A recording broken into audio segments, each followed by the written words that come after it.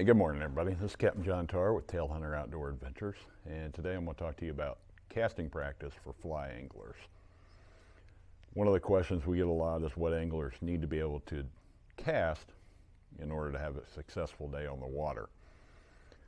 So we are going to talk about realistic casting practice for actual fishing conditions. What does that mean? Well, that means we're going to practice casting 30, 40, 50 feet. We're not going to worry about trying to cast 100 feet. That rarely happens in a fishing condition.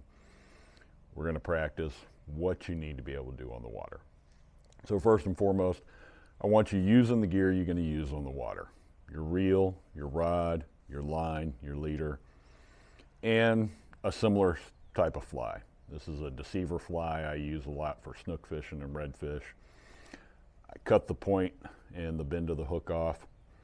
You can tie one. This was an old one I had that was starting to rust out, so I just cut the point off. That's my practice fly. The next thing we need some targets. I'll have a couple of these fish targets set up for my practice. I'll put them out at various distances, various angles. And the other thing I like to use is a 5-gallon bucket, which I will explain when I get to that portion of the casting. So I'm going to get everything set up and then we'll go over the actual casting practice. Okay, so I've got my 2 targets set up. I only set 2 up this morning. Sometimes I'll have 3 or 4, just depending on the amount of room I have. But I'm kind of limited on space in this little area that I've got to practice in this morning. So I've only got 2 targets set up. But you can practice 2, 3, 4. You can practice with 1 if you're willing to change where you're casting from, change angles. So you can see I've got one that'll kind of be coming at me quartered a little bit. I've got another one that'll be kind of cruising left to right, so to speak. And sometimes I'll set these up where they're together for clients, so it looks like a school of fish and we can talk about it, how I want them to approach and stuff like that. So now my casting distance, I'm going to have marked off about here. So you're about maybe 30, 35 feet to the right-hand target, and then about 35, 40 feet to the left-hand target. So this is what we're going to practice, guys. I've got my fish set up, got my distances that I like for actual fishing conditions, and it's going to be set up just like we're fishing. So you're standing on the front of the boat, you're waiting for us to find the fish. You find the fish, take the shot at the right, you're going to drop the fly. 1, 2, boom, fly to the fish. Good presentation, bring it by. He doesn't see it, he doesn't need it, you got to recast to him. Instead of stripping all the way in, I want you to practice picking it back up, putting it back down. For some reason that fish doesn't like it. Got another fish on the left. Pick it back up.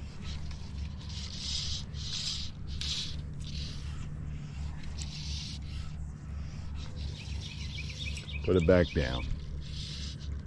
That one's a little short. Again, I'm not going to strip it all the way in. Pick it up, put it down. Perfect. This is what we practice. Like I said, 30, 40, 50 feet. None of these 80, 100 foot casts. 10, 15 minutes a day doing this, you'll be dialed in to go fishing and have a successful day.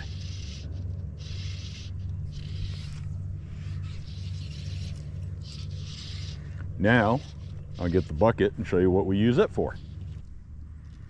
All right, so let's talk about what I use this bucket for. 5-gallon bucket is perfect for practicing casting into mangroves, docks, anywhere you have to make that really low sidearm presentation. Sidearm presentation in tight places is one of the most difficult casts you can make. You're not in line with your cast, you're casting sidearm, so you kind of have to practice this so you know where the fly is going to go. Now I will tell you, it's not going to be exact on dry land like it is water.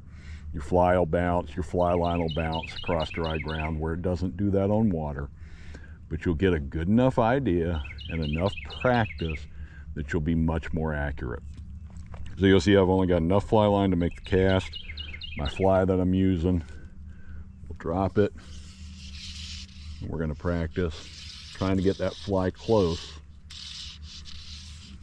to the bucket.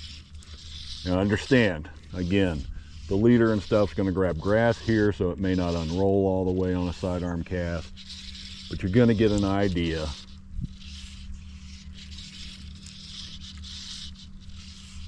of the practice and what you need to do. All right.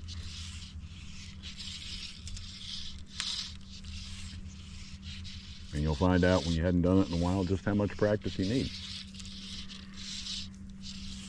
Make no mistake about it, I don't get to do this enough either, so I need this practice as much as anybody.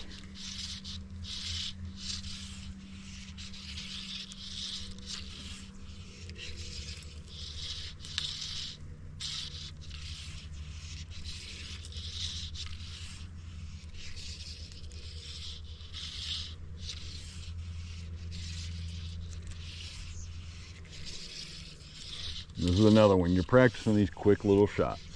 No false cast. Pick up, put it back in. Pick up, put it back in.